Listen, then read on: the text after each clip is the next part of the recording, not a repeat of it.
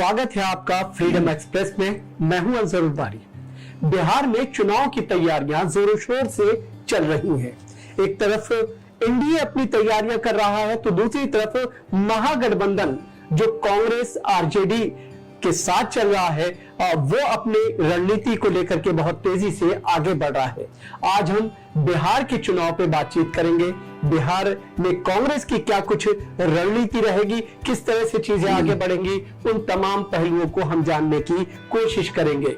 हम बातचीत के सिलसिले को आगे बढ़ाएं, लेकिन उससे पहले हम आप सभी से अनुरोध करते हैं कि अगर आपने फ्रीडम एक्सप्रेस को सब्सक्राइब नहीं किया है तो आप इस चैनल को सब्सक्राइब करें, लाइक करें, शेयर करें और इसको ज्यादा से ज्यादा लोगों तक पहुंचाने में हमारी मदद करें।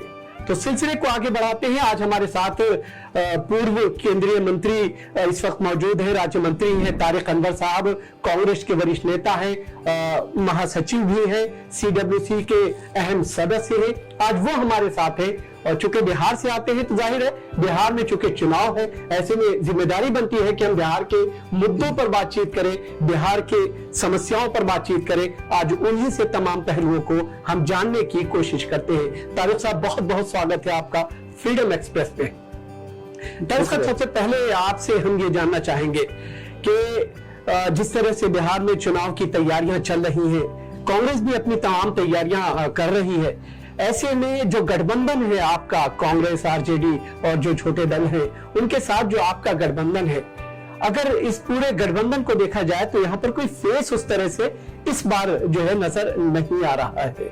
आखिर इसकी क्या वजह है और किस तरह से इस पूरी चीज को आप आगे लेकर के बढ़ रहे हैं? नहीं, देखिए, वैसे तो कांग्रेस पार्टी में ये एक ट्रेडिशन है कि हम पहले किसी का अनाउंसमेंट नहीं करते हैं जी। चाहे आप मध्य प्रदेश ले लीजिए, छत्तीसगढ़ ले लीजिए या राजस्थान ले लीजिए। अभी जो हम लोग वहाँ चुनाव हुआ उसके बाद वहाँ हमारे मुख्यमंत्री बने, तो हम लोग कोशिश ये करते हैं कि चुनाव के बाद जो एमएलए जीत के आते हैं उनसे उनका कंसेंसस लेते हैं, उनकी क्या ख्वाहिश है, उनकी क्या इच्छा है, उसको देखते हैं और फिर उसी अनुसार उसका फैसला हो जाता है। सर्वसम्मति से, आम सहमति से हो जाता है। तो इस बार भी हम लोग जो गठबंधन के लोग जो भी विधायक जीत कर आएंगे, आरजेडी के आएंगे, कांग्रेस के आएंगे या और दूसरे जो लेफ्ट फ्रंट है उनके आएंगे, तो हम लोग बैठकर उसको तय कर लेंगे और जिस पर भी कंसेंसस होगा उसको हम लोग मानेंगे। तो सब एक चीज ये जानना चाहेंगे कि जिस तरह से पिछला इलेक्शन अगर हम उसकी बात करें तो उस वक्त जो है कांग्रेस का जो गठबंधन था जिसमें पहले नीतीश कुमार थे, पिछला जो इलेक्शन था उसकी तस्वीर अलग थी, लेकिन इस बार तस्वीर थोड़ी सी अलग नजर आ रही है। लालू प्रसाद यादव इस वक्त नहीं है और वो सक्रिय राजनीति में उस तरह से इन्वॉल्व नहीं हो पा रहे हैं। नीतीश कुमार कल उस गठबंधन का हिस्सा थे, लेकिन आज इस गठबंधन का हिस्सा वो नहीं है।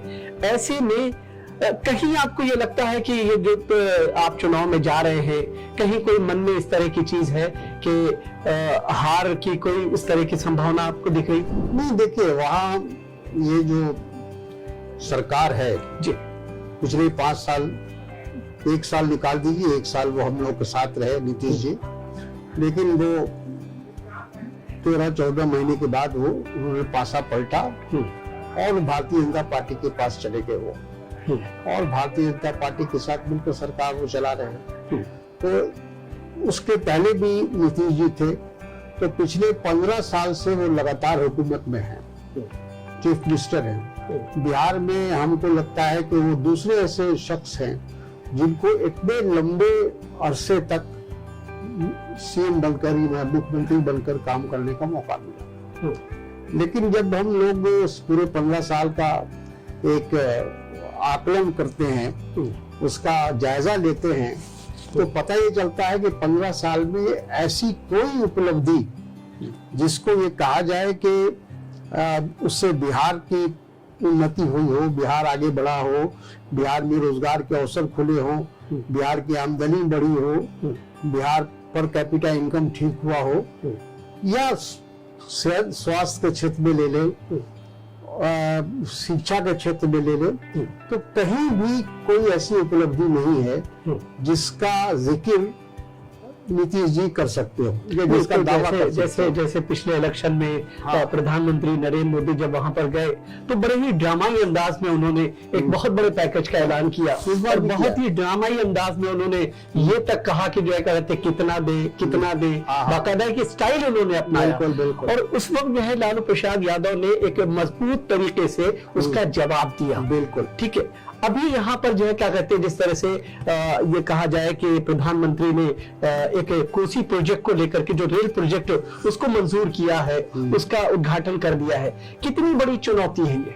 देखिए, लोग इस बात को समझ रहे हैं, जैसा आपने कहा कि पिछली बार प्रधानमंत्री ने 125 करोड़ का 125 लाख करोड़ जी का उन्होंने ऐलान किया और कहा कि हम ये बिहार को एक पैकेज दे रहे हैं, लेकिन वो 125 करोड़ लाख आज तक वो कहाँ कब आया, कब खर्च हुआ, कहाँ खर्च हुआ, इसका कोई हिसाब किताब नहीं। तो ये हिसाब किताब आपने कभी मांगा क्या? बिल्कुल, गठबंधन ने किस तरह से? अपोजिशन ने कई बार इस बात को मांगा, कई बार असेंबली में भी लोगों ने इस मुद्दे को उठाया कि जब प्रधानमंत्री बोल के गए तो आखिर उसका कार्यान्वयन क्यों नहीं हो रहा है, और अगर हो रहा है तो उसकी जानकारी क्यों नहीं हो रही। लेकिन कोई जवाब सरकार के पास नहीं था, वो सिर्फ कहते हैं कि गोल गोल घुमाने वाली बात है। उसी तरह इस बार भी प्रधानमंत्री की ये एक समझिए कि उनकी आदत बन गई है। कोई भी चुनाव होता है, असेंबली का हो, पार्लियामेंट का हो, तो बहुत सारे वो मुंगेरी लाल के सपने दिखाते हैं और लोगों को एक तरह से ये बताने की कोशिश करते हैं कि हम आने वाले दिनों में बहुत कुछ करेंगे। सर, वो जब प्रधानमंत्री मुंगेरी लाल के सपने जो आप बोल रहे हैं वो दिखाते हैं, तो क्या आपके पास भी कोई ऐसा एजेंडा है, कोई ऐसी चीज है जिससे जो है कहते हैं उस मुंगेरी लाल के सपने का आप जवाब दे सके? बिल्कुल, हम लोग हमेशा इस बात को कहते आए हैं। हमारा जो घोषणा पत्र है, हमारा जो जिसको शपथ पत्र कहिए, जो भी नाम देना हो, उसमें हम लोग उन तमाम बातों का जिक्र करते हैं कि अगर हमारी सरकार आएगी तो हम कौन कौन सी हमारी प्राथमिकता होगी, कौन कौन सा काम करेंगे। और सवाल ये कि 15 साल की हुकूमत की जो एंटी इनकम्बेंसी है वो जबरदस्त है और लोग अब नीतीश जी की भी बात को मानने को तैयार नहीं है और प्रधानमंत्री की बात को भी मानने को तैयार नहीं। उनको लगता है कि सिर्फ हम लोगों को ये चुनाव में वोट हासिल करने के लिए ये तमाम ऐलान हो रहा है। तो आपके पास अभी एजेंडा है या फिर आप एंटी इनकम्बेंसी के सहारे जा रहे हैं? नहीं, हम पॉजिटिव तरीके से जाएंगे। हम अपना घोषणा पत्र बनाएंगे कि अगर हमारी सरकार बनेगी तो अगले 5 साल में हम कौन कौन सा कदम उठाएंगे और किस किस विभाग में या किस किस योजना को हम लेकर चलेंगे, तो सारी चीजें हम लोग डिटेल में देंगे। एक अहम सवाल यहाँ पर ये जानना चाहेंगे तार साहब, अगर देखा जाए तेजस्वी यादव, चूंकि आरजेडी एक बड़ा जो है संगठन है, पार्टी है, वो वहां पर तेजस्वी यादव को लेकर के गठबंधन में जो है एक तरह से नाराजगी देखने को पाई जा रही थी और ऐसा लग रहा है कि जैसे स्थिति जो 2015 का इलेक्शन था उसके मुकाबले में आज की स्थिति बहुत ज्यादा बदली हुई है। उस वक्त जो है नीतीश कुमार आपके साथ थे, लेकिन आज के वक्त जो है नीतीश कुमार आपके साथ नहीं है। अगर देखा जाए जीतन राम मांझी कल आपके साथ थे, आज वो भी आपके साथ नहीं है। तो ये जो नाराजगी है, इस चीज को कैसे आप गठबंधन के अंदर मैनेज कर पाएंगे? देखिए, आरजेडी का और कांग्रेस का बहुत पुराना संबंध है, तो हम लोग काफी दिनों से गठबंधन हमारा चला रहा है। बाकी भी छोटी छोटी पार्टियां और वामपंथी मोर्चा, वो सब लोगों को भी हम अपने साथ शामिल करेंगे। तो जो हमारा जो गठबंधन बनेगा वो बहुत मजबूत बनेगा और हर तरह से वो उसमें जातीय समीकरण भी रहेगा और चीजें भी रहेगी। उस चीज का हम लोग ध्यान रख रहे हैं और हम लोग की कोशिश होगी, क्योंकि जैसा मैंने कहा कि क्योंकि नीतीश जी और केंद्र में भारतीय जनता पार्टी दोनों सरकारें चल रही है। आज तो जैसे डबल इंजन कहा जाता था, प्रधानमंत्री ने कहा था कि बीजेपी को जिताइए इसलिए कि डबल इंजन की सरकार बनेगी। तो डबल इंजन की सरकार आज बिहार में चल रही है पिछले 4 साल से। तो उसका और 15 साल जोड़ लीजिए, पिछले 10 साल और है, तो सब मिला के तो 1 साल छोड़ के बाकी 14 साल तो ये डबल इंजन की सरकार चली है। लेकिन इस सरकार की कोई, जैसा मैंने कहा कि कोई उपलब्धि, कोई ऐसी बात जिससे बिहार की तस्वीर बदल जाए, बिहार का चित्र बदल जाए। तो सरकार का पार्ट कल तक आप भी थे, आज नहीं है। हम तो 1 साल के लिए थे जी, 1 साल का वक्फा हमको मिला था, लेकिन 1 साल में तो सारी चीज नहीं हो सकती थी, तो उसके लिए तो ज्यादा वक्त चाहिए था। अच्छा, एक चीज यहाँ पर ये जानना चाहेंगे कि जिस तरीके से कोरोना पीरियड चल रहा है, कोरोना काल चल रहा है, ऐसे में जो चुनाव है वो अजीब सी स्थिति में लड़ा जा रहा है। क्या कुछ कांग्रेस की अपनी रणनीति है, किस तरह से आप जा रहे हैं? क्योंकि अगर देखा जाए 90 के दशक से एक लंबा समय हो गया है, कांग्रेस पार्टी खुद जो है वहां पर अपनी उपस्थिति उस तरह से जो है दर्ज नहीं कर पाई है, क्योंकि आप एक बिहार से बड़ा फेस है, केंद्र में जो है मंत्रालय भी आपने देखा है, तमाम चीजें रही हैं। क्या रणनीति है कांग्रेस की कि आप कांग्रेस को दोबारा से रिवाइव कर पाए? नहीं, देखिए, कोरोना को लेकर तो बहुत परेशानी है। हाँ, और बिहार में खास तौर पर है, चूंकि वहाँ का जो स्वास्थ्य विभाग है वो करीब करीब बिल्कुल ध्वस्त हो चुका है। उसकी कोई पब्लिक को स्वास्थ्य मंत्रालय से या उस विभाग से कोई उनको मदद नहीं मिल रही है। लोग बड़े मायूस है वहाँ। दूसरा ये कि हम लोगों ने कोशिश की थी, हम लोगों ने प्रयास किया था, अपोजिशन ने इस बात की मांग रखी थी कि इससे कोरोना की वजह से इलेक्शन को थोड़ा आगे बढ़ा दिया जाए। जब तक कोरोना का प्रकोप कम नहीं होता है तब तक इलेक्शन कराना खतरे से खाली नहीं। लेकिन इलेक्शन कमीशन ने हम लोग की बात नहीं मानी, क्योंकि आज भारतीय जनता पार्टी और नीतीश जी को ऐसा लगता है, ऐसा महसूस होता है, या ये गलतफहमी उनको है कि अभी चुनाव होने से हमको फायदा है, तो इसलिए वो जबरदस्ती करके चुनाव करा रहे हैं। तो अब हम लोगों का तो यही रहेगा, अपोजिशन और गठबंधन, महागठबंधन का, कि हम इनको इस चुनाव में किसी तरह से इनको हराए और अपनी सरकार हम लोग। गठबंधन में जो कुछ चीजें चल रही हैं, आप फ्लेक्सिबल हैं, संतुष्ट है कि तमाम चीजें बिल्कुल ठीक चल रही हैं? देखिए, गठबंधन में हमेशा कुछ न कुछ होता है जी। ऐसा नहीं है कि गठबंधन वन पार्टी रूल तो है नहीं, गठबंधन है। तो गठबंधन के अंदर जितनी भी पार्टियां होती हैं वो अपने मफाद के लिए भी बात करती है, अपना विस्तार भी चाहती है, हमारा भी विस्तार हो। तो ये सब चलता है, लेकिन एक ओवरऑल हम लोग की कोशिश यही रहेगी कि हम एक कॉमन मिनिमम प्रोग्राम बनाकर चले और 5 साल की पूरी एक तस्वीर हम बिहार की जनता के सामने रखें।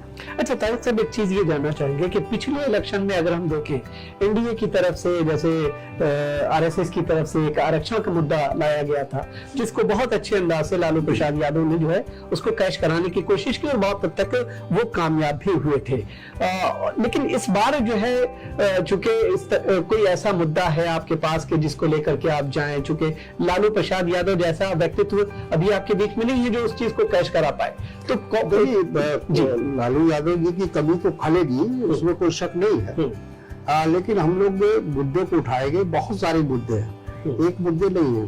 केंद्र सरकार की का भी फेलियर है और राज्य सरकार की भी विफलता है, तो दोनों को मिलाकर हम लोग उन चीजों को हाईलाइट करेंगे और जनता को बताने की कोशिश करेंगे।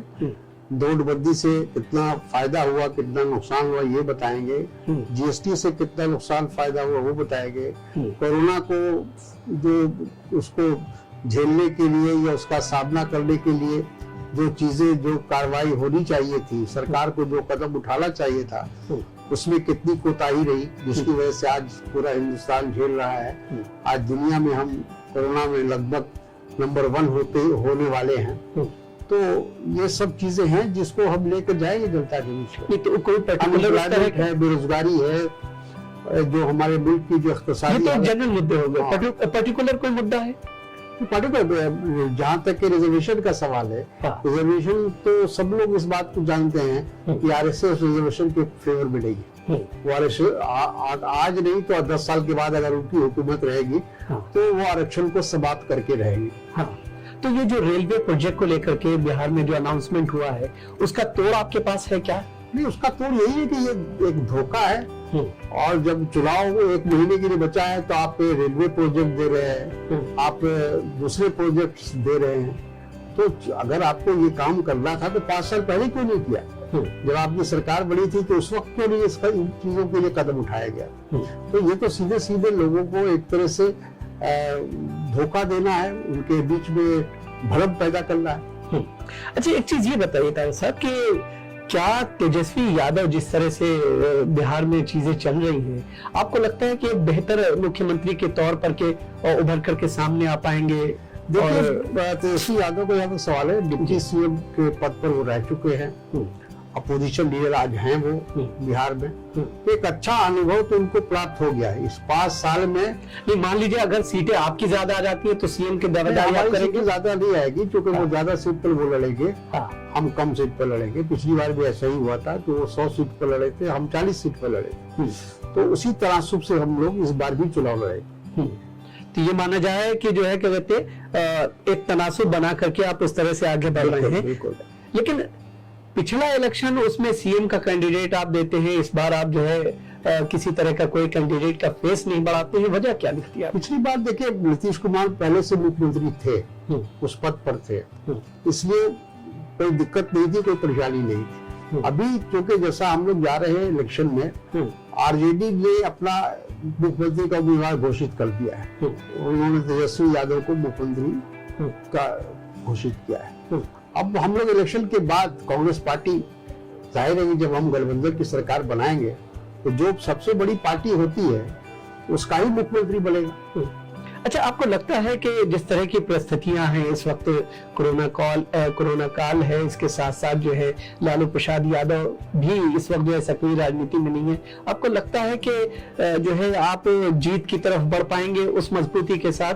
पिछले इलेक्शन के मुकाबले में इस बार ज्यादा पोजीशन आपकी मजबूत हो सकेगी? हमने कहा ना कि बहुत सारे कारण हैं, बहुत सारी वजूहात है कि लोग नीतीश कुमार से बहुत नाराज है। एक तो नीतीश जी ने बिहार की जनता के साथ बहुत बड़ा धोखा किया कि वो जब इलेक्शन लड़ रहे थे 2015 में, तो उन्होंने कहा था कि मैं मर जाना पसंद करूंगा लेकिन भारतीय जनता पार्टी के साथ हाथ नहीं मिलाऊंगा। लेकिन उन्होंने 15 महीने के अंदर उन्होंने फिर भारतीय जनता पार्टी के साथ हाथ मिला लिया, तो वोट हासिल किया उन्होंने भारतीय जनता पार्टी के खिलाफ। बिहार की जनता ने उनको सेकुलर सरकार बनाने के लिए दिया था, धर्मनिरपेक्ष सरकार बनाने के लिए दिया था, लेकिन उन्होंने जो है वहाँ भारतीय जनता पार्टी के साथ सरकार बना ली। एक आखिरी सवाल आपसे जानना चाहेंगे, कांग्रेस में नेतृत्व को लेकर के सवाल उठ रहे हैं, चिट्ठियां लिखी जा रही हैं, गांधी परिवार की तरफ से बार बार ये कहा जा रहा है कि जो है नेतृत्व अगर किसी दूसरे को दे दिया जाए, गांधी परिवार से ना हो, लेकिन बावजूद इसके गांधी परिवार को दबाव जिस तरह से दिया जा रहा है, क्योंकि आप बिहार को रिप्रेजेंट कर रहे हैं, ऐसी स्थिति को आप किस तरह से देख रहे हैं? जरूरी है कि गांधी परिवार का हो कोई? देखिए, आज जो कांग्रेस की स्थिति है जी, और जो देश की भी जो स्थिति है, उसको देखते हुए गांधी परिवार ही जो है वो नेतृत्व दे सकता है, क्योंकि इस परिवार ने आजादी से पहले, आजादी के बाद देश को बनाने में, देश को सुरक्षित रखने में, देश को अखंड रखने में, हर चीज में इन्होंने अपनी मदद भी की, नेतृत्व भी किया और कुर्बानी भी दी। नहीं, लेकिन जो पार्टी के 23 वरिष्ठ नेता जो है अगर चिट्ठियां लिख रहे हैं, वो कह रहे हैं कि जो है वो खुद सोनिया गांधी बीमार हैं, वो अपना इलाज कर रही हैं, राहुल गांधी भी जो है इस वक्त बाहर हैं, ऐसी स्थिति में किस तरह से बिहार को फाइट कर पाएंगे आप?